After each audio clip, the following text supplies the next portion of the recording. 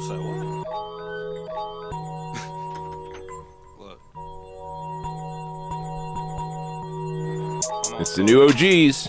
The new OGs is a State and Madison Entertainment production that is brought to you by Solar Masters. Look, Illinois is changing how people in Illinois get their electricity, and Solar Masters is helping homeowners in Illinois take advantage of a program that lets them get solar power at no cost. If you're a single-family homeowner in the state of Illinois, you can lower your electric bill, raise the value of your home, and do something good for the environment without paying a single dollar out of your pocket to do so. In fact, Solar Masters can only work with you if they can save you money. Solar Masters is black-owned and a SunPower dealer, an American panel maker with over 30 years of solar experience. They even have a referral program that pays out as much as $500 per referral. So head over to www.gosolarmasters.com. Yes, sir. Yes. Oh, we have his sound turned down. I like that. Hey, Bobby. Yeah, there he is. I just want to make sure everybody understands what you just told these people. I like how you ask that as you're pulling your bong towards you. Like, for sure you don't understand, so I know you're asking really for you. We're 108 episodes in, and he's still checking, and this is the reason why. There's new people. You gotta do it fresh every time, Bobby. There's new people watching every time. To think about this, at one point he asked if we should just record one of these to record it, and and I said no like an idiot. Now here I am. Yes, sir. How can I help you, XL? I'm a goddamn professional, Bobby, and I'm always prepared. How can I help you, XL? Just want to make sure that what you told the people, they understand and we got it down correct. Right. Of course, we got to make sure. You said if they go solar, they can save money every month on their bill. They could save money every month on their bill. Yep. They get to do something to help the environment before the world goes tits up. They can help the environment. The world's going tits up, but maybe you can help. There are some ways that you can help reduce this. You can play a role. You can feel good if that's what you're trying to do. All that is available to you. Yeah. Okay. And say you don't give a fuck about none of that. If you don't like cold hard cash. You like some cash. You can get $500 just for referring somebody? Just refer somebody who's got a roof, who's willing to let us contact them at Solar Masters, and they will come out and do the whole thing. If they go solar, you get $500. You can get up to $20,000 tax free. Okay, I really don't understand why I asked to repeat this. This is pretty simple. Like, people should just get this. I don't. Yeah, I got nothing. If you would like to see how plain-minded you can be and also make $500, get over to www.gosolarmasters.com. Get in contact to try and get a consultation. Order for somebody that you know. Make that money. We are also brought to you by People of Comedy. Get over to People of Comedy on Facebook. Try and check out all of the great shows they have offered there. Check in daily. They've got new, fresh podcasts you can watch and listen to wherever you listen to pods. We are back here on another Friday. We are back here finishing up the week. XL, you are remote. I'm the one man in the studio today. We have, no matter what we do, we will always find a way to be in 3 locations. I think this is our new thing. We're just going to get to 3 locations as quickly as possible. What's going on, man? How are you doing? I'm doing a little rough, man. I just had a breakup recently. I had to dump a drug dealer. And, no. That's always tough, man. You know, you think you got something special. You think this is going to be your long-term drug dealer, the drug dealer that you are with forever and ever, and it just doesn't work out like that. They got other clients. They start returning your texts right away. They're always busy with other shit, you know. Right.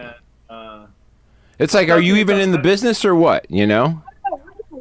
And this is like, I've been saying this shit for 3 years since Illinois legalized this shit. It's a bad time to have bad customer service. That's like starting a fight with your woman at a big dick convention. Why the fuck would you do that? Yeah, you want to. This is definitely when you want to get it together. You know what I mean? Like, if you're your shit together. You're at most risk for losing forever customers right now. If somebody can, because it's not going to get easier on you. It's not the price of weed in Illinois is not going to get higher in the stores. Not like comparative to what people have to pay for it. Like, it's going to get more and more reasonable. The right now they started off I think with like 20 things you could have to get your license. Now it's like 42, and that shit'll grow. And then, you know what I mean? Like, it'll evolve over time. It will not always be a better deal or the best deal or so. There'll be a point you're like, well, I get if I want this shit, yeah, I just go to my boy. But if I'm trying to do X, Y, Z, already if you want certain edibles, it's like way easier to just go to the spot. You know what I mean? If you want to concentrate, True. Yeah, I got. I'm mostly stuck with dealers just to support black-owned business. Yeah,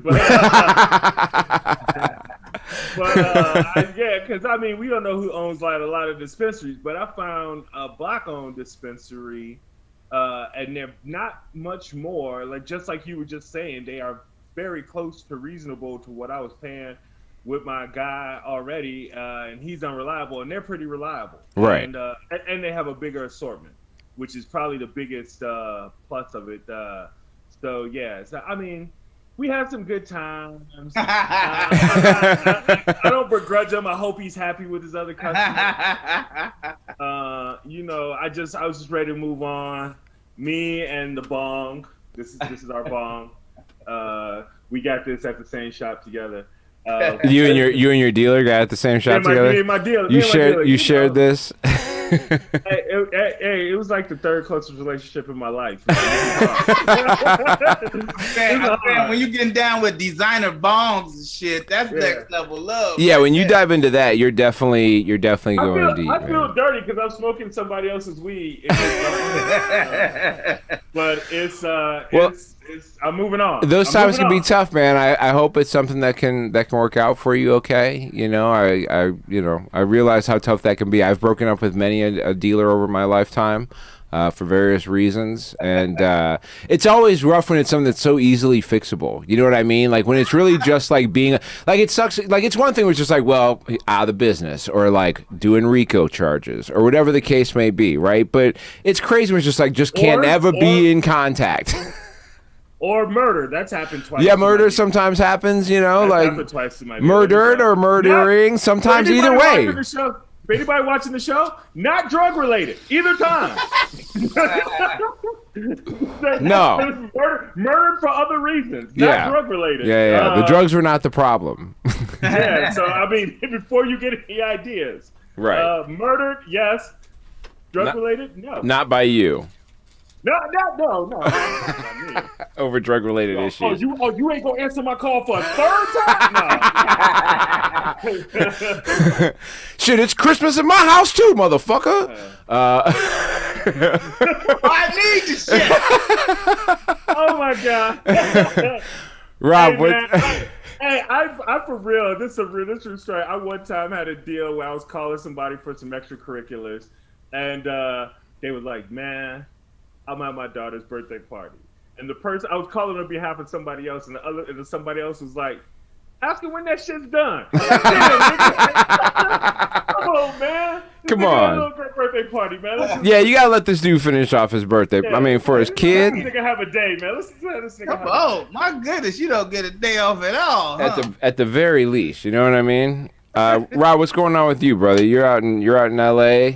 Yeah. Are you on fire yet? Is the planet on fire there yet? Are you guys all surviving? I'm cool. There's a lot of concrete and shit around me. You know, right? Shit that's hard to set on fire. It ain't like that over here. But it's part. But like the last time. Catch on fire? Huh? Can you burn palm trees? Oh yeah. Good, but I'm saying. Oh yeah. You can burn palm trees, my nigga. Hey, in order for that sender to get here, it's got to get on the 101.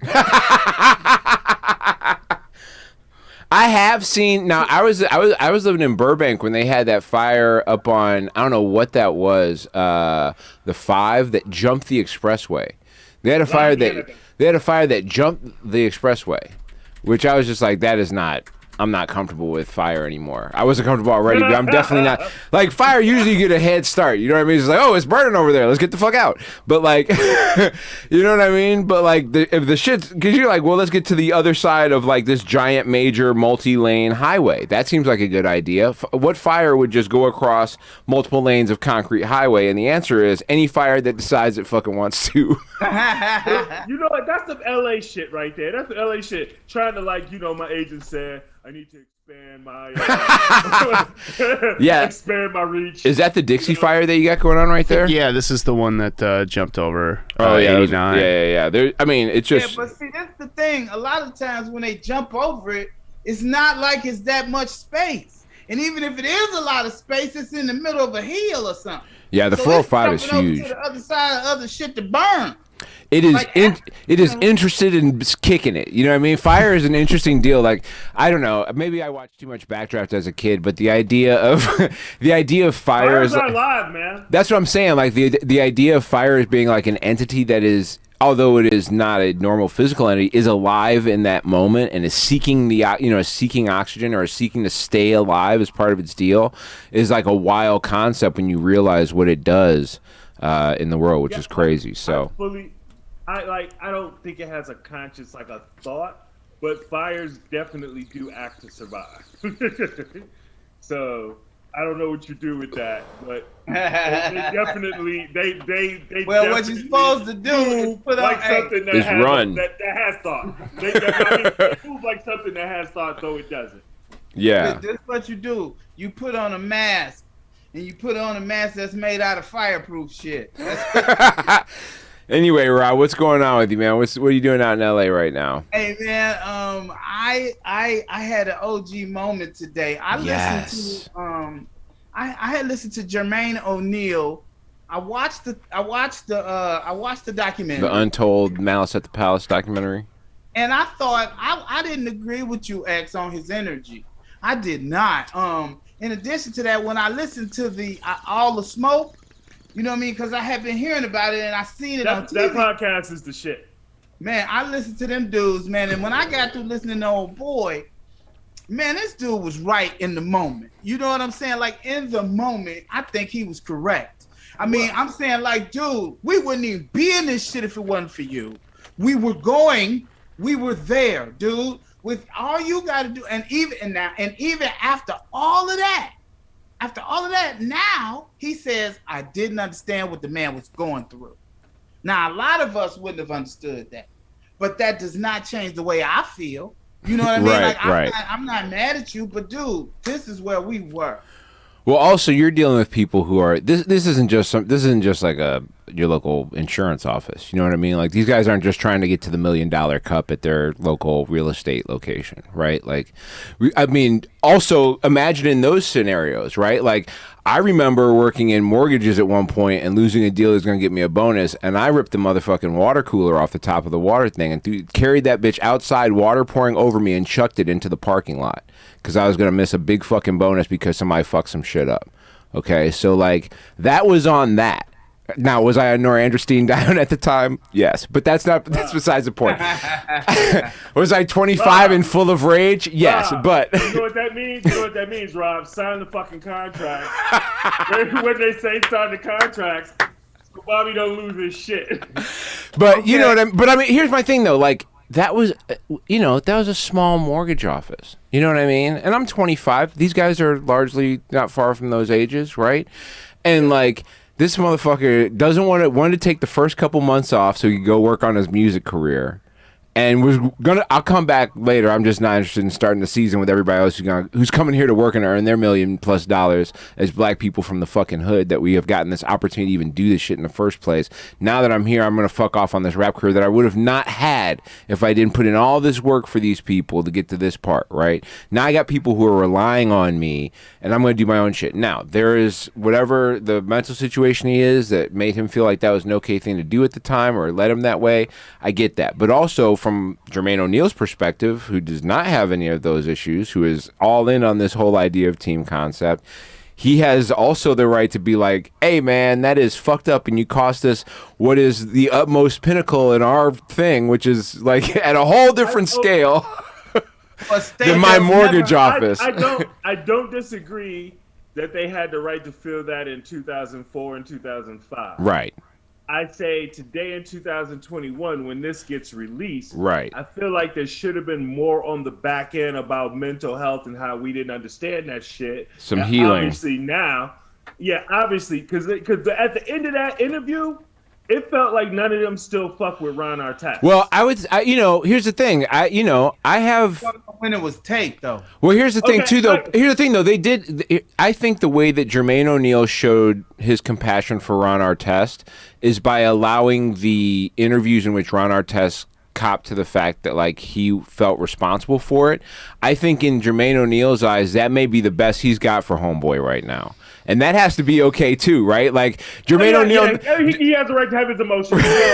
I mean, he does have a right to be like, listen, man, I'm gonna let you explain that you feel bad about it, but that don't mean we got to do the interview in the same room, do we? You know what I mean? Like, hey, I feel like there needs to be space between them niggas. Right. I feel like if he walk in the room and Jermaine O'Neal is in the room, he gotta leave the room. Like, hey, dog, I'll let you say whatever you want, but I'm gonna send the cameras to your crib, so you ain't even gotta leave. You can do it from your own couch. I do. But see, here's the thing, though, guys. Here's the thing. He didn't get to express that so freely in the doc, but on All the Smoke. So that's why I'm saying you won't know when it was taped, because he said he just started back talking to dudes. Right. Like a year and a half, maybe 2 years ago. Like I said, man, that shit can run deep, man. That difficulty of getting over that, especially, you know, you play your whole career, and maybe you're not interested in, like, having that conversation because every year you're focused. I'm focused on win this title this year. And then you retire and you look at everything that happened and you look back through your career and you're like, this one fucking year, man. What's the problem here? And then you remember what was going on, like, oh yeah, this motherfucker wanted to skip the first 2 months to go off on a music tour. Like, what the fuck? Like, then also you're like, hell no, I'm not. Like, it's 14 years later. And you're like, yeah, I'm not talking to this motherfucker. Hey, dig this and dig this. This one was so crazy on the podcast. They went into detail. Right. A little more detail of how crazy this nigga was. He said, man, they was gone for some time and they came back to practice. Ain't nobody heard from him. Ain't nobody seen him. Nothing. And he said, as soon as we get ready to start shoot around, the door pop open. He was like, this nigga come in with church shoes on and some gym shoes. And he said, in his regular practice jersey, right before we finna start. And then he said, he out practiced everybody in the gym. He was like, dude, he said, there is nobody on the planet that work harder than this man. And he would talk about how people were physically afraid of him in the low post. Yeah, and he was like 6'7", 215 or 220 or something like that. And he was just like, you know, the height was decent. I mean, Barkley was 6'4", but he was 270 pounds or some shit. So like and he also could leap out of this world, right? Like Barkley's leap was incredible for where his ability to leap and like keep leaping for something was insane to be able to get the same height. Ron Artest had like a strong safety type build. Yeah, but if a strong safety was 6'7". Yeah. That's what I'm saying. It's a weird thing because he's tall. I would say linebacker, but he was too small to be linebacker. But like a big strong safety, if it was just if someone say he was 6'7", yeah. But I remember I used to go to Bulls games when he was a Bulls player. The firm I worked for had a club level. Humble brag. And humble brag. Let me just slip in how I was at these games. And I just remember I was a fan of Ron Artest because I liked the way he played, but I also never fully believed in his game because he just didn't look like a basketball player to me. He looked like a prison nigga playing basketball. You ever fuck with a dude who's smaller? Like when you're younger and you're even whether it's a friend and you just like play wrestling and shit, and you fuck with a dude who's smaller than you, but is somehow like weird strong. Where you're just like, oh, are you an X-Men nigga? What the fuck is going on? Are you Luke Cage, bitch? What the fuck is happening right now? Because you are 8 inches shorter than me, and we are locked in tight in this fucking wrestling hole right now. You are giving not an inch, motherfucker. I used to go to grade school with this dude, man, for some reason, right around 7th grade, he decided he wanted to beat up everybody in the 7th grade. That's Ron Artest to me. He's one of those guys who's like, you look at me like, he shouldn't be stronger than somebody, but there's just something about his leverage and how he manipulates himself, and like his whatever the will is he's got is more than whatever. I think a lot of it is will. Yeah. I think a lot, because you know how when they were talking about the fights and it was like them NBA shit it's all for show. like ain't nobody really trying to fight in those shows. Ron Artest was ready to fight. Yeah. And when you know that motherfucker actually will knock you the fuck out, that makes you act different, man. You don't go as hard in the paint against that nigga because he actually will knock you out. Yeah, because he's keenly admitted that like there's a point where just like the off switch hits, and all of a sudden he's just like enemies, and it's just like all right, well everybody's like he was just like there's a point where just like everybody's enemies, and I just have to fight, and it's like oh okay, well then obviously I'm not gonna put that elbow in your hip down here. I'm just gonna give you like the thigh and the hamstring post move. And I'm gonna hold the hands up because I don't want you to feel like anything crazy is going on. Because if you turn and you pop me, you might knock me out because you seem ridiculous. Yeah. You know, swinging the elbows. It's an interesting legend. And speaking of interesting, I just want to say the last thing on that. I hope Jermaine O'Neal finds it. I'm pro forgiveness, man. Yeah.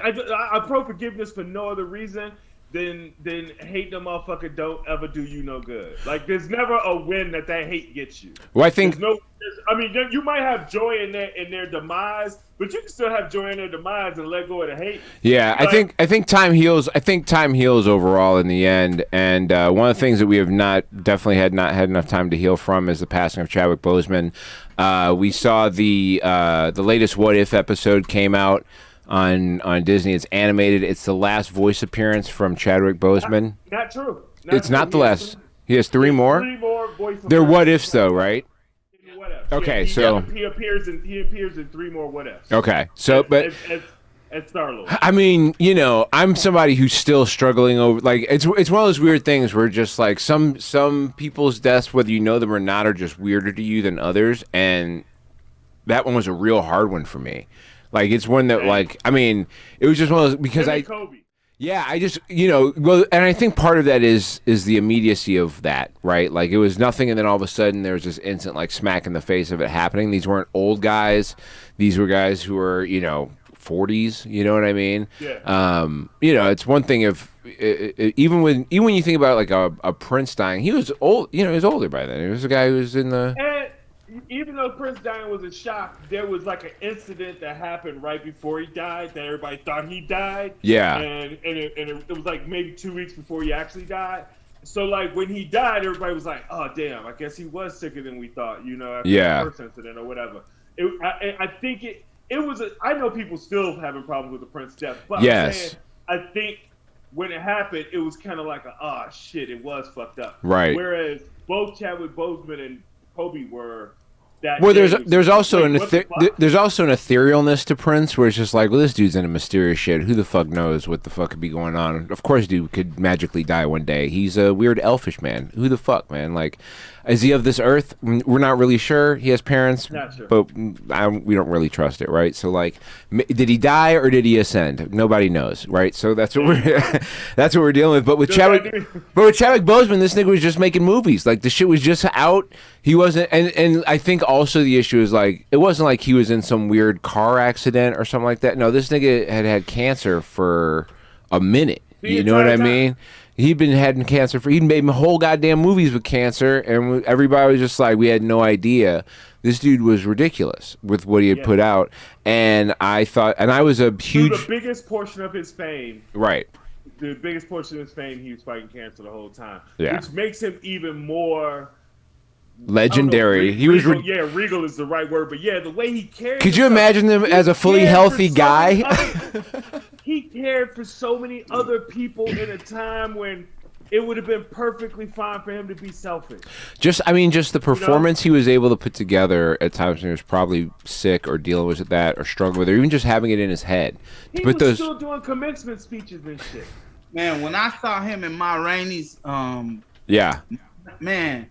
He was incredible, and you could tell he wasn't well. Right. He looked very emaciated. Yeah. And I was like, wow, look at the work he putting in. And it was kind of that's what I'm saying though, is like imagine how amazing, like he was this amazing and he was sick that whole time. Imagine if he was healthy the whole time. How insane of like what would we that's why I think that the reverence is maybe hits for me a little bit because of that.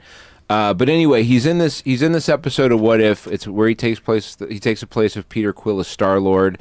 It sets off some interesting concepts because what I thought did great justice about the episode is how much of an impact the character and as a byproduct Chadwick kind of has as they're kind of putting out here to the universe as a whole, right? Like the change that what Thanos is just a member of the crew that's now turned into quote unquote good guys, right? Like that's fucking amazing. That's just such and it's all because of T'Challa.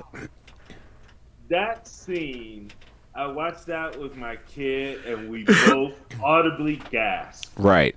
Like we both were like, "Whoa!" Yeah. Like it was. Yeah. You know what's amazing about it? It kind of reinforces the thought of there being such a thing as royalty, right? Because you took him away from the royalty he was born to, and he still became a leader where he wound up. Right. Yeah. But I mean, so there's that. Well, I think it says something about the nature or nurture when it comes to innate leadership. You know what I mean? Like there are some people that are reluctant heroes. We tell a lot of those stories about guys who suffer some major loss or something, who didn't want to join the fight, who should be, and because of some thing that's got them motivated, they are now going to dive in, even though it's not what they want to be doing. They want to be at home with their family. And then you got some guys who are just like, I was on this earth to help people be better than what the fuck they were. And that's my only chore in life. And thankfully it's not everybody, because we would annoy the shit out of each other more than we already do. But I thought it was a tremendous episode. You should definitely check it out if you haven't seen it. The other thing that I saw is that Dominique Thorne, who is supposed to be the new Iron Man, but Iron Heart, it's a black character in the MCU. She actually creates her own Iron Man suit, and she will actually make her first appearance as Riri Williams in Wakanda Forever, which is the new Black Panther movie that I think they just started filming, or that they're going to be filming soon. So I've heard that movie is supposed to be far out, man. Like they talked to Martin Freeman, the one white dude. They were just like, listen. I know this movie got a bunch of black people. Let's talk to the one white guy about it. And so they asked him, and he was, and surprisingly enough, he said the script by people where nobody looks like him is very he says it's crazy to him, but it's going to be amazing. And so that's the appropriate response from him. But I'm. You know what? I like that. I love that you brought. I love that he's the one that they asked about it, just because. Yeah. Eddie Murphy and Arsenio Hall talked about having to have somebody white in Coming to America when they made it, and everybody was like, "What? Get the fuck out of here!" And I was like, "What are you talking about? This shit is still happening." Yeah, it's still happening. Yeah, they still couldn't have just a movie with all black people in it for that. Yeah. So not for no blockbuster shit. No.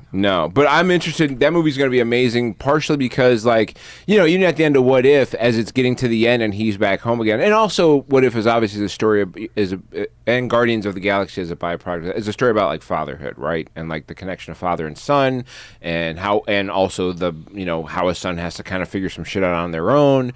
And so this, as you get towards the end, I went from laughing because it's a really funny episode too, but by the end of it I'm just bawling. I'm openly weeping on my couch at 9:00 on a Wednesday morning. And so so what I was saying is Wakanda Forever is going to be amazing, but also there's going to be a large part of it they're not going to go without addressing whatever's happening. So I will most likely be bawling again through most of Wakanda Forever is what I'm trying to tell anybody who goes to that with me.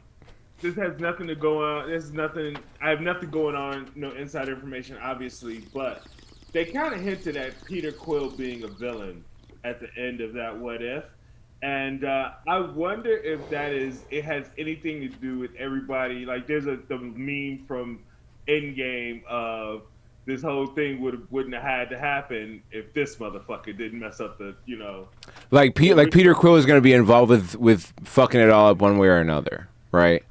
Yeah, because what's important about What If is that it takes place after Loki and Lady Loki fucking kill He Who Remains at the end of Loki, right? So it takes place after that.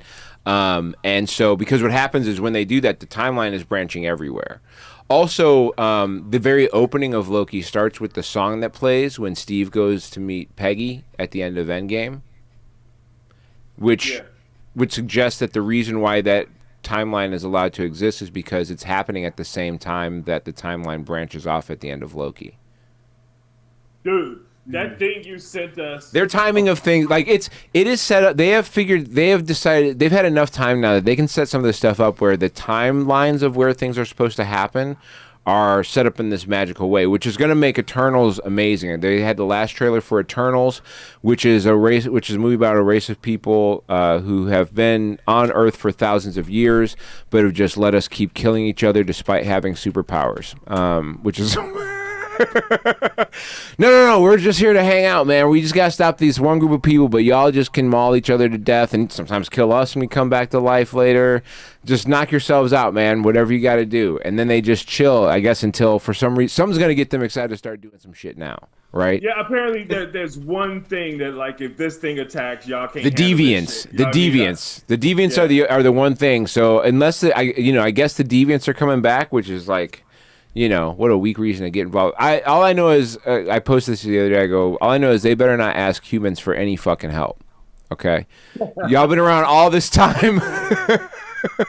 Y'all let Hitler come through, and you're just like, nah, we're good. Let him fucking, like, obviously you get no help, man. Y'all fix this. It looks amazing. I also read, did you send us the thing about the timeline? Yeah. All of the movies lining up? Yeah. That was amazing, man. I was like, wow, that's when you're on the next level of storytelling. Dude, yeah. That shit where the He Who Remains and Scarlet Witch sync up, that shit was fucking mind blowing. Yeah, as she's creating this Nexus event that's going on, essentially it's in sync with the ending of at the end of Loki, the finale of Loki. The finale of WandaVision, the finale of Loki sync up in the way their actions are taking place. What she's doing and what he's doing actually sync up.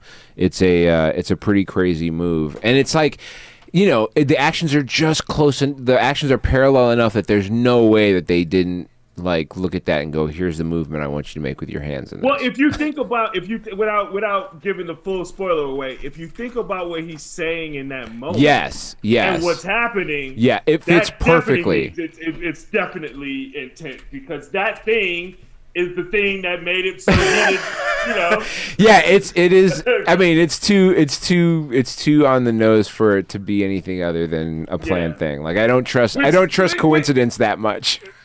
Which, by the way, I mean, I saw her almost take out Thanos by herself. So right. Would have taken out Thanos by herself if he didn't rain fire on the bitch. But I gained another level of respect for the Scarlet Witch's power when I realized that. Yeah. Well, and we won't have to wait too long to see what the next thing is. Obviously, What If is still airing, and then Shang-Chi comes out on November 3rd. And the reviews for that are pretty solid too. So we're gonna see whatever. They're gonna be on Disney? No, it's coming to theaters first. It's going to theaters. I think. I can't buy that on Disney Plus. No, they're doing 45 days in the theaters before it comes to Disney Plus. Period. There is no Disney Plus Premier access for that. They want people. Look at what they just had to fucking deal with, man. They got Scarlett Johansson has sued them. What's funny is they came out and they were just like, listen, man, we've already paid this chick $20 million for this movie. We'll pay her whatever extra compensation she gonna get, but she just mad. Like she's making more than she would have made if they're basically being like she's making more than she would have made if we'd have put this in the theater and just let her make it off of that. Let me just tell you. Oh wow! So essentially they're saying is she has been compensated $20 million already for this movie, and she'll make additional money on top of that. And so we really don't see where the fucking problem is here. You know what I mean? Like it's. Essentially, they're saying she's getting what she would have, she's doing better than what she would have made based on just fucking, had we thrown this motherfucker in the theater and said, good luck. At this time of year.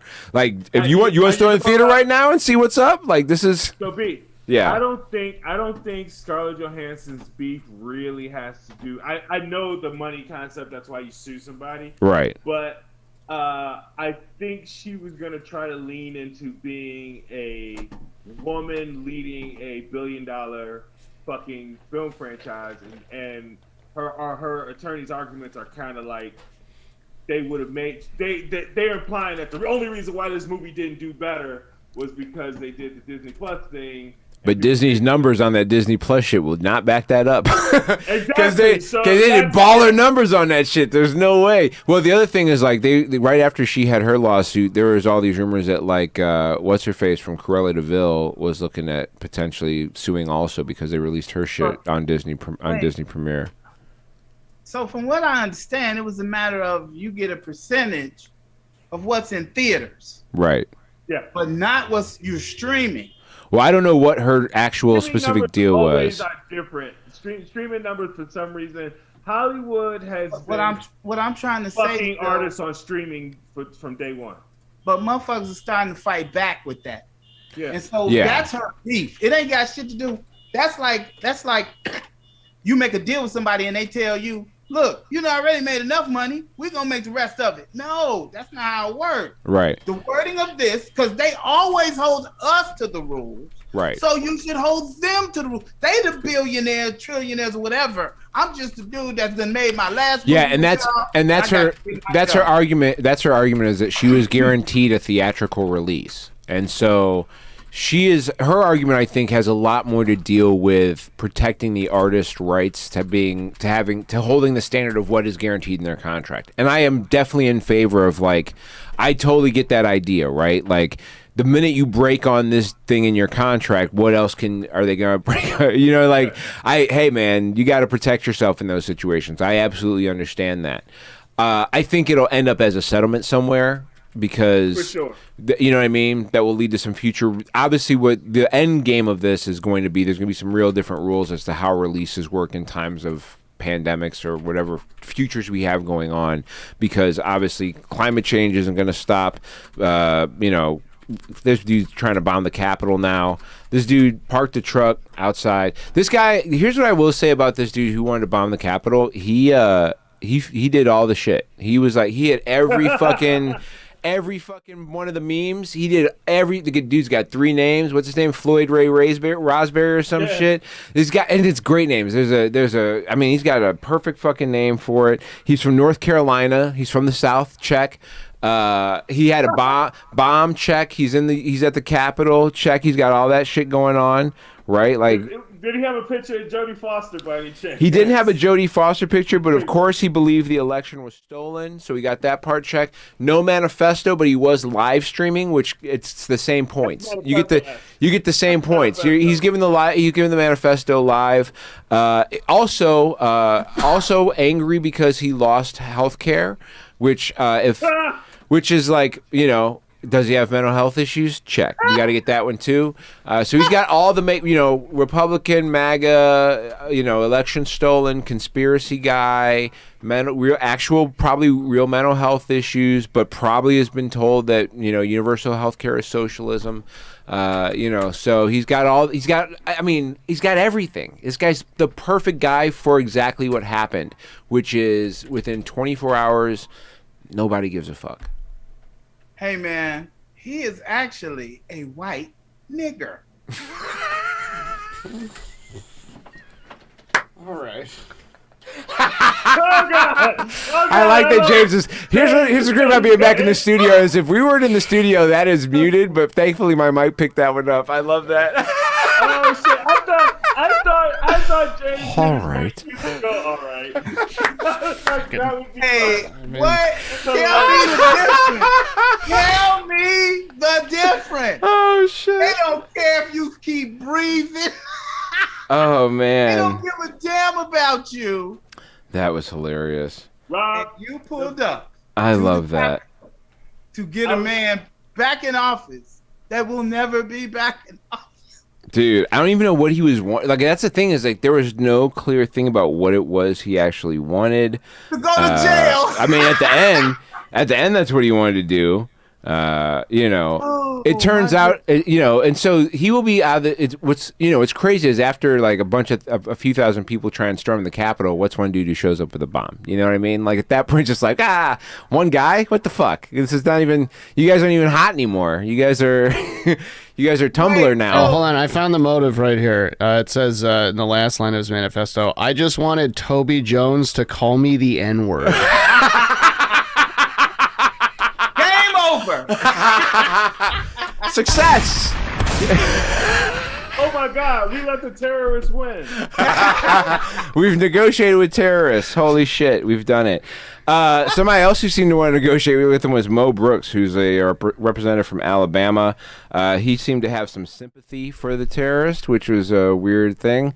He was slammed by a lot of his fellow lawmakers. I don't know how many of them were Republican because I didn't read this. The dude from Illinois, because he's the only guy who's gotten He's the only gay Republican who's just like, we like to disenfranchise people. We just want to do it quietly, okay?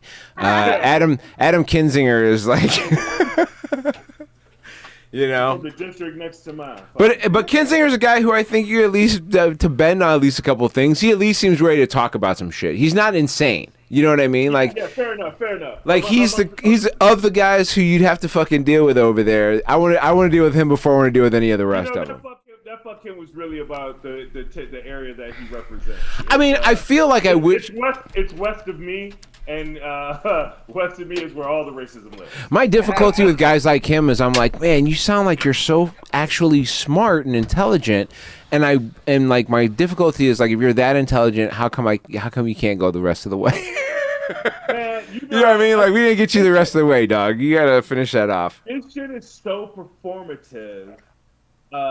And I literally was I just watched Kevin Hart's talk show. Very funny, man. But in the first one, he's interviewing with Jimmy Fallon. And the long story short, they talk a little bit about some politicians and stuff and how some of the people aren't. I think it was on the interview. Anyway, that they're different. They're not the same guys that you see on TV saying all this crazy shit. Yeah. If I'm at a cocktail party, you'd actually. Of course not. Of course not. They're filling roles on TV too. You know what I mean? Like you know, when you get elected, that CNN is looking for a guy from the other side who's going to be reasonable. And if one of the motherfuckers is retiring, you know there's a slot open. And if you're on a certain committee, you know you were the guy up to be on that spot. If X is going on in the world right now, be it energy issue of some sort, be it war of some sort, be it, you know, going on at home, current type of federal level type bullshit going on at some point where it's federal versus state on something. If you're in a committee that's involved in any of that type of shit, this is your time to shine if you're that dude on the right who wants to play the middle. You know what I mean? And guess what? That motherfucker's on all the fucking, you know, any mainstream media that people consider to be left leaning. They bring Kinzinger on and he talks. And that's not saying that's not saying he doesn't. If he loses his gig, he's gonna get a TV gig. That's not saying he doesn't necessarily buy into what he's saying, but also, you know, there's something to be said for on the representative level. You are way more concerned about the constituents in the area that you have to go get elected in than whatever the fuck else. He's in a position where he can do that because where he lives, they're not all insane. They're not. I mean, he's been reprimanded by his own people, but they're not as insane as in some of these other places. You know what I mean? Like, where if you're in Georgia somewhere, you got to be on the Trump shit because everybody in your fucking district is Trump shit. So if you want to win, if you want to get that what's the gig, 140 grand a year or something to be 110 grand a year to be a representative, 110 grand a year to be a representative. You get a full staff of people. We were talking about this because all these people who have tried to be actors and models and shit. They've been uncovering everybody from. These people that show up at rallies every day of the week, these anti-mask, anti-vax rallies, these people who are now people like Lauren Boebert who are in the House of Representatives. They've got like profiles on all these model sites because before they got to be in these positions, which are essentially, you know, entertainment for the politically minded, right? Like if you're a representative, you can be a representative forever. It's a hard job to replace. There's not a lot of turnover that goes on. If you're decent in a district where you say the shit that people want to hear, you're not going anywhere. And you get a whole staff of people. You get a spot in D.C. that you can fucking go to. You get to fly back and forth. You get to be on TV. You got people that don't say no to you. You don't have to keep your own schedule. You know what I mean? Like, you upgrade your wardrobe, and all you got to do is fucking keep the people happy. And that's the whole gig. That's the whole gig, man. You got to find a district where you can get in there and get enough people that like you to get elected. And then as long as you don't say the wrong fucking thing, you can do, or say the type of thing they want you to say, you can do that shit forever. And you can keep that salary and get a health care plan and a pension. You know what I mean? Like... You're making me think I should run. Well, I'm literally thinking about this shit. I'm like, I I wonder if I could win. Well, let me tell you what to do. Let me tell you what to do if you're gonna run. Let me tell you what to do if you're gonna run. Make sure you disclose all the shit that you've invested money in or gotten contracts for beforehand, because Lauren Boebert somehow forgot to disclose her husband's nearly $1 million in gas consulting contracts. Since I bring her up, I'm gonna jump to that story. She forgot to disclose those gas contracts. Now, obviously, she's out here talking. That she's one of the people who's always shitting on the Green New Deal and talking about how fossil fuels are still the future, which is a funny thing to talk about something that's millions of years, hundreds of millions of years old or whatever the fuck. Yeah. But her husband has gotten $1 million fucking gas contract and they didn't disclose that shit. You know what I mean? That shit they didn't, because this is the thing. They're just here to perform. Get their money. Rand Paul, we were going to talk about this last week. Rand Paul's wife bought stock in Gilead. This motherfucker ain't bought stock in 15 years or some shit. They bought stock in Gilead, which is a company that is involved in, I think, COVID medication or something. Oh, yeah. Wow. Remdesivir, that's it. They bought stock in the company behind Remdesivir, which is one of the fucking main anti-things about, one of the main anti-COVID whatevers. It's Remdesivir. Is that the mononuclear? The monoclonal steroid. I think that's the one. Antibodies. Well, Regeneron is one of them, because Regeneron DeSantis is pushing that shit down in Florida. That's the stupidest shit in the world. Why the fuck would you push?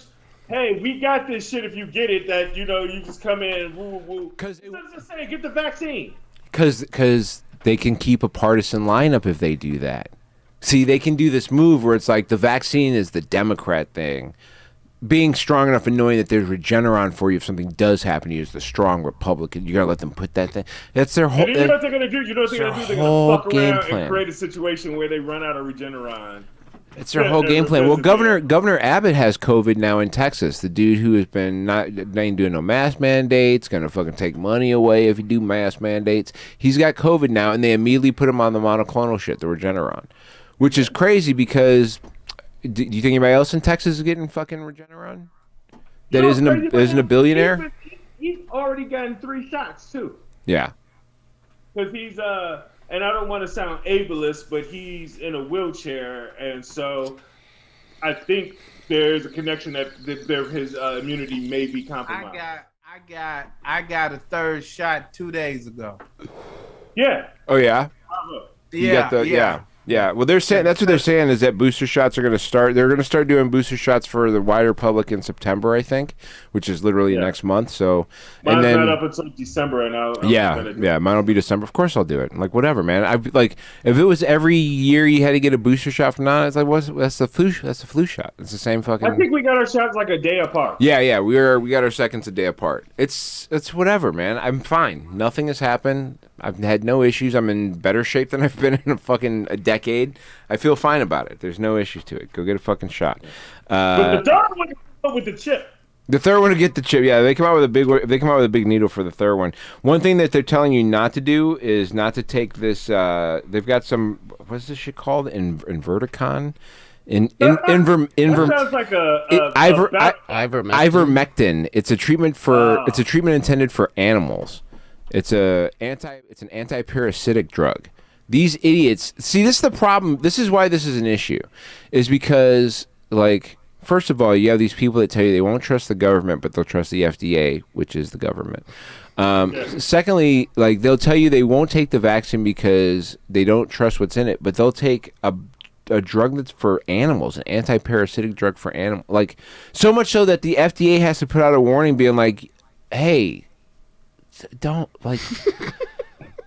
we already have a thing. We have a thing, man. Taking fish tank cleaner, man. We have a thing that you could be doing, and we know a lot of these guys that you think are libtards have done it, but it's still also good for you. It still works on you too. Bobby. Yeah. You know what? People shit on millennials because of Tide Pods, and I think everybody owes the motherfuckers an apology because their parents drank bleach and fish tank cleaner. That is true. And because these motherfuckers was raised by idiots. It wasn't those kids' fault. That's true. Yeah, the other place they're seeing a problem is police forces across the country. Surprise, surprise. I know that everybody like wants to miss the concept of the idea that like our entire, municipal like protection services are littered with white supremacists and people who are big time Trump supporters who of course would not get a fucking vaccine, right? Like, so there are now hundreds of police officers who are dying from COVID because they didn't get the vaccine, and of course there's still a bunch of cops who are just like, I won't get that, because getting into policing is not something that you do when you're the most intelligent people on the planet, because they don't even let you. They don't even let you. Yeah, they won't let you. Let's say, yeah. You know what I mean? So score too high on IQ tests. So if you're a cop and you hear this and you're mad, it's like, listen, man, if you were smarter, you wouldn't even be a cop because they wouldn't let you be one. So it's not my fault. Blame the academy, nigga. That's not on me. That's on. It's on central casting. I don't know. I'm gonna tell you this. I didn't dig. I wasn't really trying to get the job, but I didn't score high enough to be a police officer. Right. You see what I'm saying? I didn't score high enough to be a police officer. I had to score high enough to work for the sheriff's department. I had to. My family was like, you need this job. I'm like, all right, I'll go pass the test. Right. But what happened is when they got in there, they realized real quick I didn't give a shit. Like, right. I don't care. Like, right. I'm here because this is a job that I was told I needed to have, not because I'm like, I didn't grow up being like, I can't wait to put on the suit and fucking. No, I wasn't at home polishing. The badge is important to me. You know how? Hey, look. Can I be honest with you, dog? Yeah. The first one they gave me, I broke it. The first what badge? You broke the how do you break a badge? Aren't those things supposed to be sturdy? You can snap the motherfucker. What they give you, a fucking one of them tin ones? A little pin in the back of the motherfucker, right? Right. It's got a pin in the back of it. And the county being what it is, the little pin and the whole setup was cheap as fuck. So I put the shit in my pocket wrong and it broke. As soon as I sat down, I was like, God damn, I just got this fuck. Just destroyed it, man. So for the rest of my career, I had a broke ass stock. I finally took it to the jewelry store and got it fixed and shit. That's hilarious. But I was about to leave, buddy. You're like, I know this is gonna be a memento, so something to be holding on to this. I just like to have it fixed a little bit. Another crazy thing that's going on. It's so weird how people are just avoiding the most normal shit. There's a pharmacist who was arrested for selling CDC COVID vaccine cards to the unvaccinated. This actually happened in Chicago. It was a Chicago pharmacist who was arrested for this. 125 authentic vaccination cards at $10 a card. What the fuck? The vaccine's free. Dude, it costs at least charge zero $100. money. Also, yeah, $10.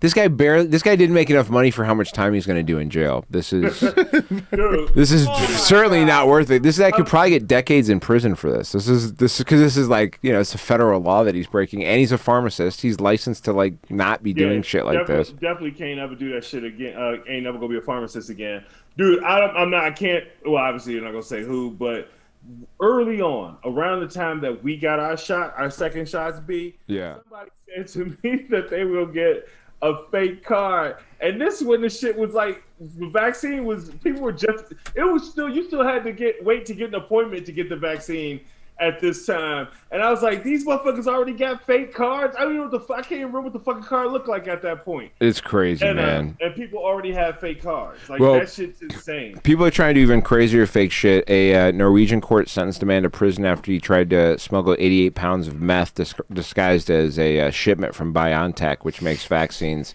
He actually had a BioNTech label and put it on his truck, and just figured he'd be all good. Yeah. He put the stickers on the truck and shit. Yeah, I don't know if the truck wasn't good or what the fuck happened. He was a Polish dude. He was coming via ferry. He had magnetic stickers with the BioNTech logo on there. And he had a folder with the logo sitting on the dashboard. This dude had his shit looking right. But they found 88 pounds of meth in his car in the vehicle's roof. So it's close to 10% of their annual seizures of the drug, which is a lot. They got a lot. They got a tenth of their whole yearly haul on this one dude's pull, which is pretty good. Somebody about to go on vacation forever. Somebody probably gonna get murdered. Is what's probably gonna happen. I mean. Yeah, you lose 88 pounds. God damn, you probably out of there, homie. It's a Guy Ritchie movie. Yeah, right. The beginning or the end of a Guy Ritchie movie. Right? But wait a minute. What made him think he was gonna get? Like, he must have been doing it before to make him decide. Right. Was this his first run, or had they been tracking dude for a while? See, this is the thing they're not going to tell you about, right? Like, see, this is what they won't tell you. Like, they don't want to tell you that the only reason they caught him is because this nigga's like 15th trip, and they finally caught on. But the first 14, this dude has been in the wind with this meth. He's been crushing it in the meth game for a minute, right? Like, this isn't the first. How do you just stumble across a dude who's got 88 pounds of meth unless you've been looking for him for a minute, right? Like, meth is in Norway. Y'all are like, how do we get this meth in Norway? At some point, you're like, we think it's this truck. And then you got to, how do you even got to, that motherfucker gets through a few times before you just jump. You don't jump at the first one out. You got to see what's happening, right? Like, you say, where's it going? What's happening? And then you're like, oh, shit, this van. Right, yeah. The vaccine ain't going to the vaccine spot. This shit's going to the fucking hood. We know, even in Norway, they ain't giving out the vaccines in the hood. You know what I mean? You gotta. Actually, they got healthcare. You are getting the vaccine in the hood, but not that much. They're probably like BioNTech, not there. They're getting the J&J. Yeah, they got the asshole Zeneca. Speaking of assholes, OnlyFans is shutting down their sexually explicit part of their website, which is obviously a death sentence. They about to go to Tumblr. Like, Tumblr's still there, but do the people that own it know about Tumblr? So here's what happened. Here's a weird sequence of events. So I was looking back on stories. They released a transparency report a few days ago. It was their first ever transparency report. It was about how often police demand user data. So they were given, obviously there's been some pressure from somebody being like, yo, obviously somebody's daughter got seen on some shit or something. And somebody was like, enough, we got to end this OnlyFans bullshit. Or, on the other side of it, OnlyFans was trying to get some money. They were like, we gotta get some income. Also heard there was, I didn't read the article, so y'all can look this up for yourself. But there was a lot of people talking about MasterCard apparently wanted them to require consent. There you go. Consent decrees or something to that degree. Once somebody who's involved in the money starts complaining about what you're doing on the fucking... Once somebody's involved with how you get your money into your actual pocket starts bitching, that's what it all was. Of a sudden you're like, oh, we gotta make changes. They want age verification for any performer doing anything illicit, and they want a consent decrees for any performer doing anything illicit. So that I'm doing this of my own free will. Nobody's making me do it. Yeah, they had, I think, which actually is a reasonable request. And I don't know if OnlyFans didn't think that was a possibility, or if OnlyFans has so much bullshit going on that request would require them to go out of business. I think there's part of it where they're just like, we're gonna ride this until somebody tells us we can't do our shit like this anymore. We're gonna see how far we can go with this and see what we can. And so they did that 3 days ago. They released a non-nudity app. They released an app that was that has no nudity, especially like it's no nudity and no paywall. It's called OFTV, which is obviously OnlyFans TV. So we obviously know they want you to watch this. But yeah, they also want something that can be on an app network, like iOS or the Play Store. I don't know if you can get. I don't think there's an OnlyFans app that you can get. I don't think that's how it works. Apple and Google are not putting those apps. They're not putting an OnlyFans app in their store. Yeah. Apple just said they were going to put weed delivery apps on your shit last week, and we're well past thinking that's okay. So for sure they aren't doing that. Silicon Valley is ironically very prudish. Yeah, it's super conservative. So even though they bring us all this they bring us all the porn in the world. So they've gone to banning sexually explicit content, which they also have not really described exactly what that is. And for people that aren't necessarily familiar, OnlyFans houses content that is not always naked people. It's their hands. I mean, anybody can go create an OnlyFans account. You can do whatever the fuck you want to put behind a paywall, essentially. But it also means if you want to fuck somebody on camera on OnlyFans, that's also a thing you can do and sell that to people too, right? Like you can run it like a cam channel essentially if you want to, which is also available. And I think that's where it comes into difficulty for them, is that if you want to run a cam channel, you can certainly, there's cam channels available to run, but you know, that mixture of just like where anybody can be involved, but also porn with no beaded, you know, door between the rooms. There's no way to put a beaded door down. You know what I mean? You could stumble on anything in there, I think. And so I think that's where the issue is. Somebody who's not going to be hurting from it is Rachel Dolezal. She's still making money out there in the world, y'all. She's got feet pics on OnlyFans, which I think I would call that sexually explicit nudity for me. I don't need to see that, but man, she'll probably survive whatever the ban is. So I discovered apparently the feet thing, that's a larger percentage of the population than I thought. What if she just dips one in chocolate and then she just does like a light chocolate where she's just like, I'm this and this. I'm these. Wow. No. Wow, B. Wow. No. Does she have pretty digits? I don't know. I have not looked. I have not sought out Rachel Dolezal feet pictures. I'm just. I saw she was on OnlyFans, and I saw like it was a story that came up, and I'm like, cool, I can add this to the OnlyFans stories we're talking about. That'll be it's a great way to wind those up together. Yeah, she's she's still making dough, man. Somebody who might not be making dough, Tigers broadcaster Jack Morris.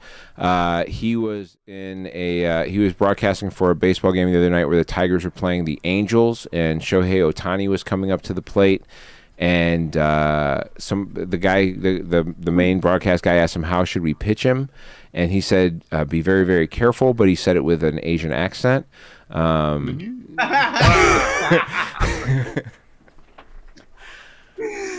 my goodness. Which is bad, but also it brings this thing to mind is just like there was a time where you could, like, people would do Asian accents at the drop of a hat. Right, like that was some shit. Anytime somebody talked about getting Asian food for delivery or any type of interaction with it, a Bruce Lee movie or any type of kung fu movie, everybody would dive right into this Asian accent that they thought was like super authentic or funny, right? Every comedian in the 90s in the movie. Oh my God. Character or something like that. And that's not to say that Jack Morris should be excused, but it brought back, like, there was a time when, I mean, I won't lie, when I was a kid, for sure I had done that shit. Like, because there was nobody saying that was a bad thing to do. And grown adults who seem to be, you know, pillars of society also doing that shit. So, like, that's how nurture works, right? Like, nobody was even coming up to me who was Asian was saying, don't do that. It was just like, nobody was really, and it wasn't, obviously. Nobody not telling you not to do it. Also, it wasn't like every day I was like, let me break down this Asian accent. It was like every once in a, you know, a couple of times, a few times, I don't know. Hank Azaria just stopped doing the poo. Like a few years ago.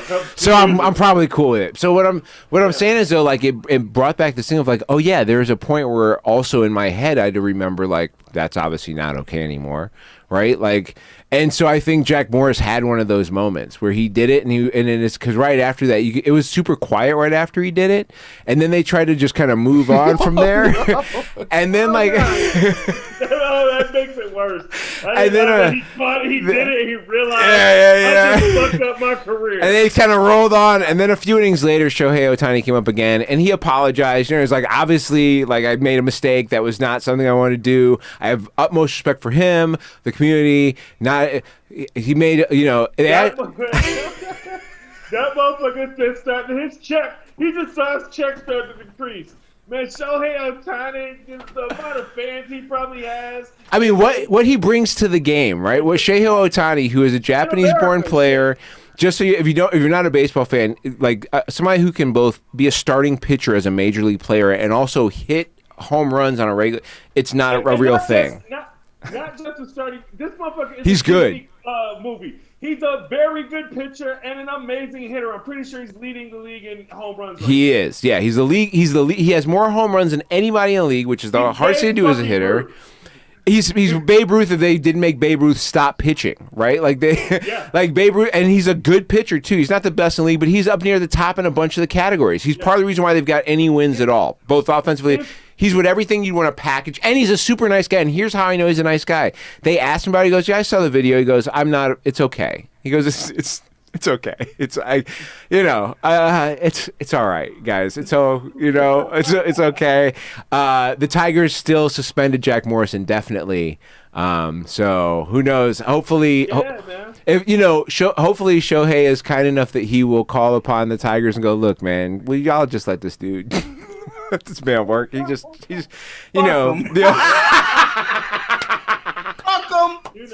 him. Fuck him.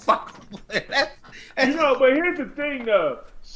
Where's Lou Whitaker? Let him come in and be the fucking. Shohei Ohtani is from Replace Japan. all white men who fuck up with black people or people of color who could be just as good that also have experience. That is like old boy from Jeopardy. Yep. Yeah. Speaking of which, in our last story I want to talk about today, what a great segue from Rob. Give this man a hand on one. He's dishing now. Mike Richards, who is the executive producer of Jeopardy, if you hadn't heard of him, and why the fuck would you, had named himself as the host of Jeopardy, which is fucking ridiculous. He is actually, as of today, stepping down from his position as the host of Jeopardy because as soon as he got named the host, people decided to bring up the fact that he used to say a bunch of crazy shit to women on The Price is Right and was like a harasser and shit on that show, which is probably how he ended up moving over to Jeopardy because those aren't on the same channels. So, who the fuck is here to be the host of Jeopardy? Like, Jeopardy don't owe me shit. Right. But these motherfuckers had a series of celebrities that they were basically parading out there as potential hosts. Yes. They had this whole thing. And then this nigga just like, even in his resignation, he's talking about, I was honored to be asked. Nigga, you asked yourself. Yeah, he's the guy. You the decider on the panel, dog. What do you? Hey, he pulled a straight Dick Cheney on y'all hoes.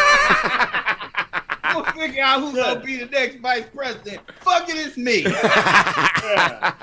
What a wild move. Well, hopefully they bring LeVar back because I do still believe that LeVar Burton is the right guy for the gig. I think he fits He's campaigning for it too. He fits the aesthetic so well, man. It's such a great aesthetic that he fits into. He has the wit. And he has the intellectual respect because he taught like a third of the country how to read. Right. Yeah. It's fitting. He's the guy that should come in there and do that. And if he's not, it's definitely racism. Anyway, XL, what you got going on this week, man? Where are you gonna be? Anywhere? You doing anything? You kicking it? No. You check me on XL Comedy on the internet. Cardio every day, right? Cardio every day. Yeah, you can watch me with my fat ass get less fat. Rob, what about you, man? Hey man, I got so much crap going on that you gotta go to a central place to find it. Where is that central place? Get ready to look for it. Go to any social media that I happen to have and put in Robert_L_Hines. And you'll find it there. We're doing XL and I are doing a show on September 10th at Reggie's. That's definitely a show I want to throw you all about. Early warning, we're doing a show at Reggie's. It'll be the reteaming of 2.5 Black Men, as that is a Jay Washington showcase. And so we're gonna be hanging out with Jay that night and a bunch of other great comics. So catch us on that. You can find that and more at my stuff at mocha_Jesus. I've got the link to my to all my shit in my bio. Yeah, X. I think we have a what's face coming up next week? I forgot. The game show. We got Tim Reel's game show. Yeah. What's it called? Codenames. We're doing Codenames next week. All right, we're doing Codenames next week. I'm doing Codenames next week, I think. So find out at mocha_Jesus. Get over to New OGs. I need a codename partner too. Get over to at New OGs Pod. Find out all of our great episodes there. Get over to People of Comedy. Check out some of their great shows. Find out where they're going to be and go see where they are recording people. Catch us next week. We'll be back here then. That's it. That's what's up. Bitches wanna fuck with nigga, you can't blame us. Whole lot of niggas changed since we came up. They can try to steal the moves, but they ain't us. Think you gang, but nigga, you a stranger. Bitches wanna fuck with nigga, you can't blame us. You can't. Bitch, you better play your role.